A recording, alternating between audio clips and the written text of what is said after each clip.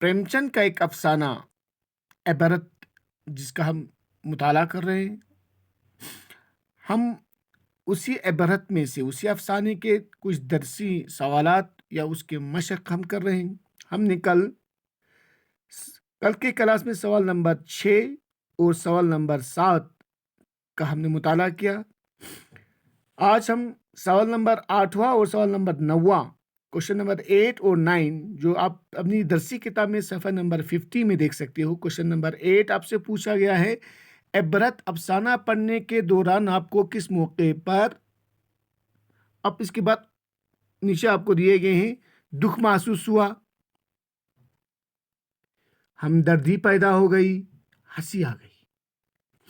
3 आपको बातें पूछी गई हैं। इबरत सवाल में 8वां सवाल देख सकते हो, सफ़ा नंबर आप अपनी किताब में 50, सफ़ा नंबर 50 देख सकते हो। उसमें आपसे एक सवाल पूछा है, ये सवाल नंबर 8 है। ये इबरत अफसाना पढ़ने के दौरान आपको किस मौके पर दुख महसूस हुआ, हमदर्दी पैदा हो गई, तीसरा हिस्सा दिया गया है, हंसी आ गई। हमें एक एक करके हमने इसके जवाब लिखने हैं, वजूहात लिखनी है। पहला है दुख महसूस हुआ, हमने इसका यहाँ पर लिखा है दुख महसूस हुआ। अफसाना के शुरू में जब पंडित चंदर मुअल्लिम के पेशे से बेजारी का इजहार करता है तो उसको पढ़ने से बड़ा दुख महसूस होता है। सवाल पूछा गया था, अफसाना में आपको कब दुख महसूस हुआ, किस मौके पर? तो हमने दुख महसूस होने का वो वाक़ा हमें यहाँ पर लिखना है जहाँ पर हमें पढ़ते दौरान, उस इबरत को पढ़ते वक़्त हमें दुख महसूस हुआ। तो हमने लिखा, अफसाने के शुरू में जब पंडित चंदर मुअल्लिम के पेशे से, हमने उसके बारे में अफसाना पढ़ा ना कि वो क्यों बेजार थे, वो सारा हमने पढ़ा। मुअल्लिम उस्ताद, टीचर के पेशे से बेजारी का इजहार करता है, नफरत करता है ना उनकी पड़ोसियों की हालत को देखकर, तो उसको पढ़ने से बड़ा दुख महसूस होता है। दूसरा हिस्सा हमसे पूछा गया है, वहीं उसी सवाल के अंदर क्या है, हमदर्दी पैदा हो गई, हमदर्दी पैदा हो गई। अब कब पैदा हो, किस मौके पर हमदर्दी पैदा हुई इस इबरत में, इस अफसाने में? तो हमने लिखा है, जब मुनशाइन अपने शोहर के लिए दवा लाना चाहती है मगर उसके पास उतने पैसे नहीं होते हैं जिससे वो दवा खरीद सके और मजबूरन फिर उससे अपना जेवर बेचना पड़ता है, उस मौके पर हमदर्दी पैदा हो जाती है। हमदर्दी इस अफसाने के दौरान आपको कब पैदा होती, किस मौके पर हमदर्दी पैदा हुई? हमने लिखा, जब मुनशाइन अपने शोहर के लिए दवा लाना चाहती है मगर उसके पास उतने पैसे नहीं होते हैं जिससे वो दवा खरीद सके और मजबूरन फिर उससे अपना एक जेवर बेचना पड़ता है, उस मौके पर हमदर्दी पैदा हो जाती है। तीसरा पार्ट आपसे पूछा गया है इसी सवाल के अंदर, हंसी कब आ गई, इस अफसाने को पढ़ते वक्त आपको किस मौके पर हंसी आ गई? तो हमने लिखा है, जब दारोगा जी ट्रेन में लेटे हुए एक मुसाफिर से कहता है हमें बैठने की कुछ जगह दे दो, उस पर एक मुसाफिर कहता है क्यों उठ बैठे जी, कुछ तुम्हारे बैठने का ठेका लिया है। इसको पढ़ने से हंसी आ जाती है।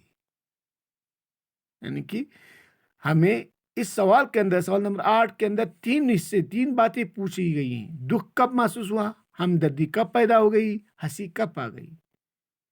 तो मैंने अपने हिसाब से जहां जहां मुझे लगा मैंने उन 3 हिस्सों को लिखा। इसके अलावा भी अगर आप लोगों को किसी दूसरे और एक हिस्से में, अगर किसी और एक मौके पे अगर दुख महसूस हुआ है तो आप उससे बयान कर सकते हो।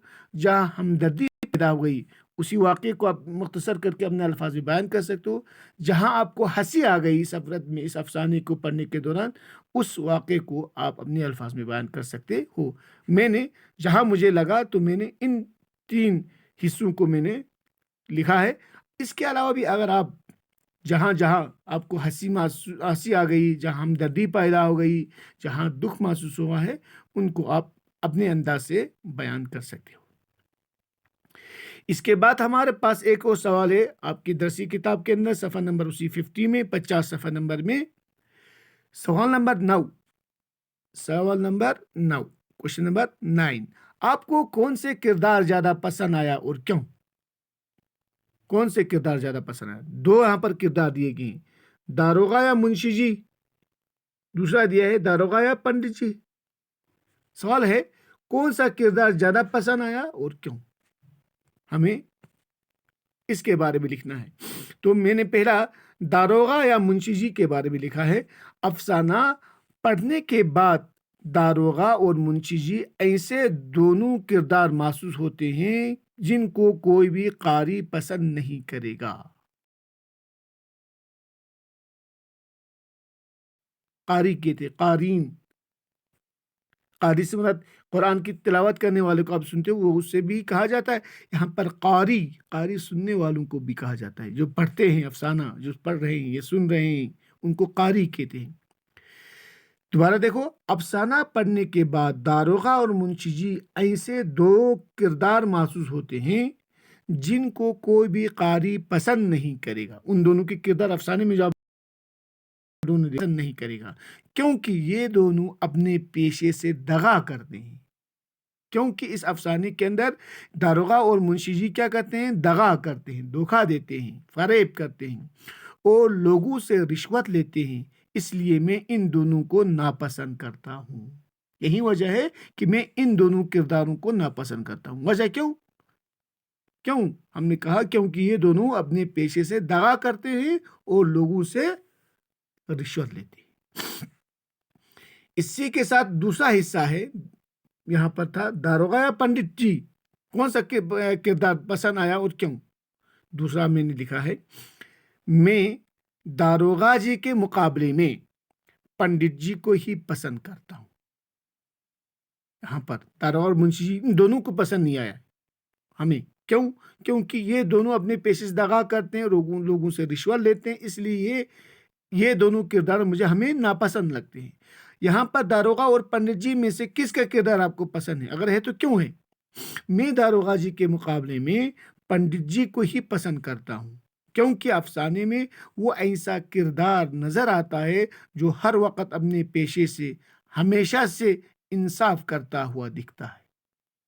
کیونکہ اس افسانے کے اندر ماسٹر جی یا پنڈت جی، جس کو ہم یہاں پر نام دیا گیا ہے، وہ ہمیشہ کیا کرتا ہے؟ یہاں پر اس افسانے میں ایک ایسا کردار ادا کرتا ہے کہ ہمیشہ اپنے پیشے سے انصاف کرتا ہے۔